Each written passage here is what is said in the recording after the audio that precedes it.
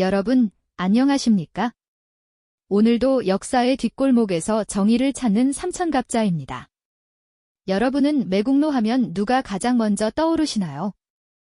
열의 아홉은 이완용을 말씀하실 겁니다. 맞습니다. 이완용은 우리 민족에게 지울 수 없는 상처를 남긴 인물이죠. 하지만 여러분, 이완용 혼자서 나라를 팔아먹을 수 있었을까요? 아닙니다. 그 옆에는 법률을 교묘하게 주무르고 논리를 만들어내며 일본의 앞잡이 노릇을 한 기술자들이 있었습니다. 오늘 우리가 주목할 인물은 바로 그 중에서도 가장 악랄하다고 평가받는 법부 대신 조중웅입니다. 그가 남긴 말 한마디가 우리 가슴을 후벼팝니다. 조선인은 사물이다. 즉, 이미 죽은 물건과 같다. 이 말 믿기시나요? 자기 동포를 향해 죽은 물건이라고 조롱하며 일본에 병합되는 것이 행복이라고 떠들고 다녔던 이 남자. 그런데 더 놀라운 사실은 그가 나라를 팔아먹고 챙긴 재산이 무려 100년이 넘는 시간 동안 우리 곁에 숨겨져 있었다는 겁니다. 2022년 경기도 남양주에서 발견된 그의 땅값만 무려 52억 원에 달합니다. 오늘 삼천갑자에서는 이 법기술자 매국노 조중웅의 추악한 생애와 그가 숨겨둔 재산의 행방을 낱낱이 파헤쳐 보겠습니다. 자, 조중웅이라는 인물, 도대체 어떤 사람이었을까요? 그는 1860년 한성에서 태어났습니다. 처음부터 매국노는 아니었습니다. 1880년대에는 일본으로 건너가 근대 문물을 공부한 전도유망한 개화파 청년이었죠. 하지만 그의 똑똑한 머리는 나라를 구하는 데 쓰이지 않았습니다. 오히려 일본의 강대함을 보고 강한 놈 옆에 붙어야 내가 산다는 비겁한 깨달음을 얻게 됩니다. 1894년 갑오경장 당시 일본의 힘을 등에 업고 정계에 화려하게 등장한 그는 그때부터 본격적으로 일본의 입맛에 맞는 법안들을 쏟아내기 시작합니다. 여러분, 1907년 정미칠적을 아십니까? 고종 황제를 강제로 퇴위시키고 대한제국의 군대를 해산시킨 7명의 도둑놈들 말입니다. 조중웅은 그 중심에 있었습니다. 그는 법부 대신 지금으로 치면 법무부 장관 자리에 앉아 고종 황제를 압박했습니다. 폐하, 이제 시대가 변했습니다. 일본의 뜻을 거스르면 이 나라는 피바다가 될 것입니다. 차라리 양해하시고 물러나시는 게 덕을 쌓는 길입니다.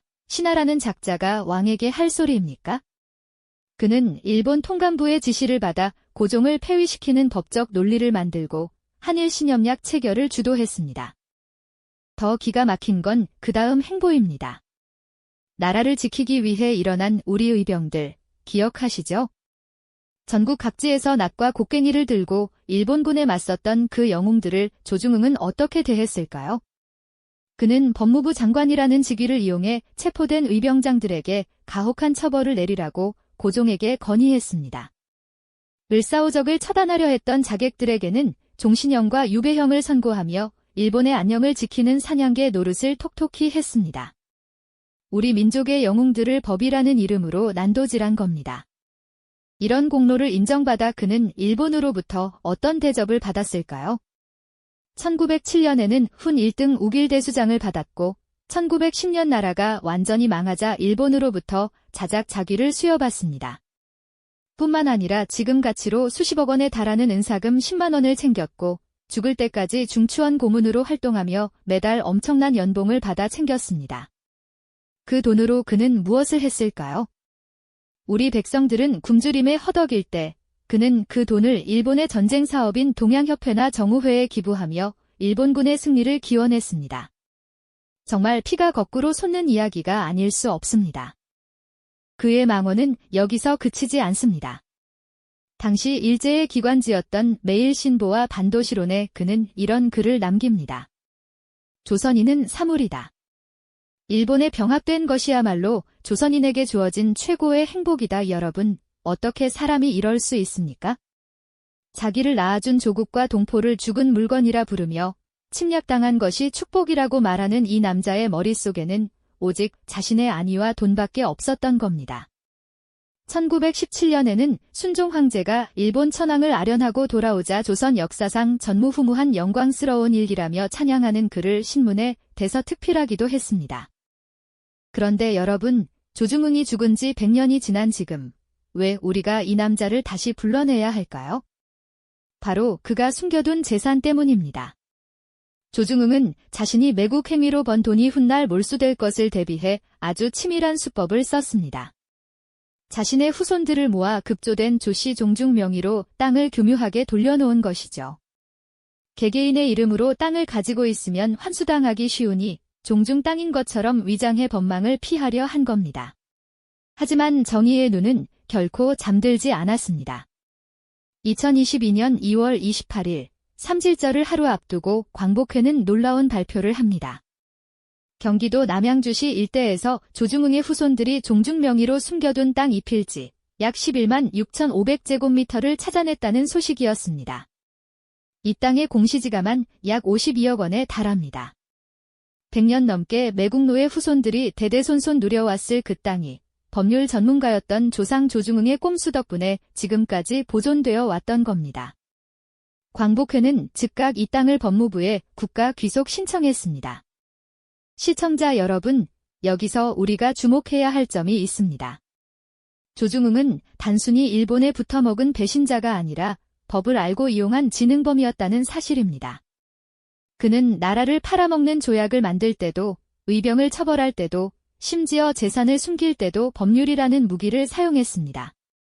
그가 법부대신 시절에 쌓은 그 법기술이 100년 뒤 후손들에게까지 전달되어 우리 사회의 정의를 비웃고 있었던 겁니다.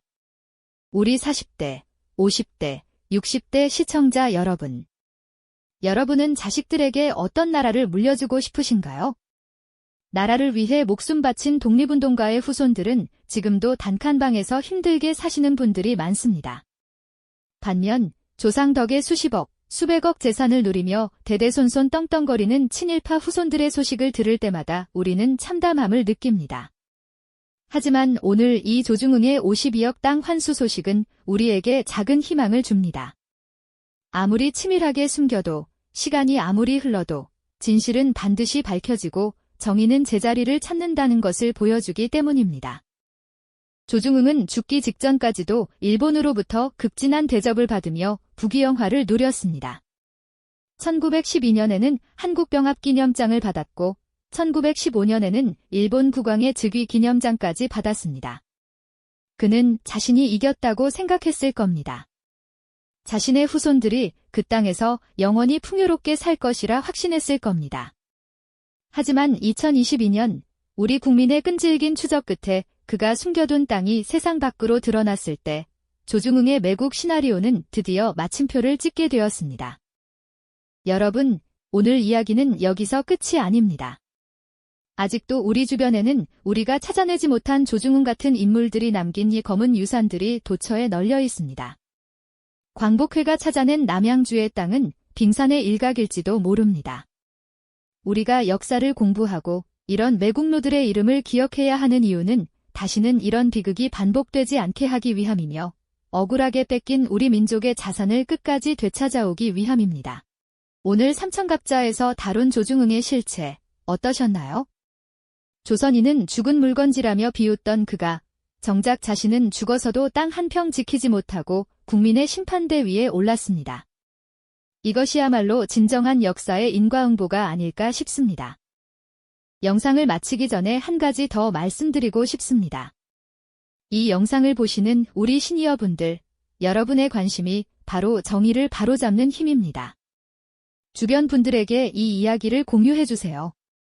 이런 나쁜 놈이 있었고 지금이라도 그 땅을 찾아서 다행이다라고 말씀해주세요.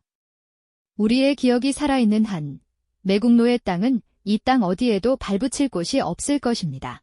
오늘 내용이 유익하셨다면 혹은 가슴 한구석이 시원해지셨다면 구독과 좋아요를 꼭 눌러주십시오. 여러분의 응원이 삼천갑자가 더 깊은 역사의 진실을 파헤치는 원동력이 됩니다. 다음 시간에는 또 다른 놀라운 이야기, 우리 가슴을 뜨겁게 만들 역사적 사실을 들고 찾아오겠습니다. 긴 시간 시청해주셔서 진심으로 감사합니다. 삼천갑자 물러가겠습니다.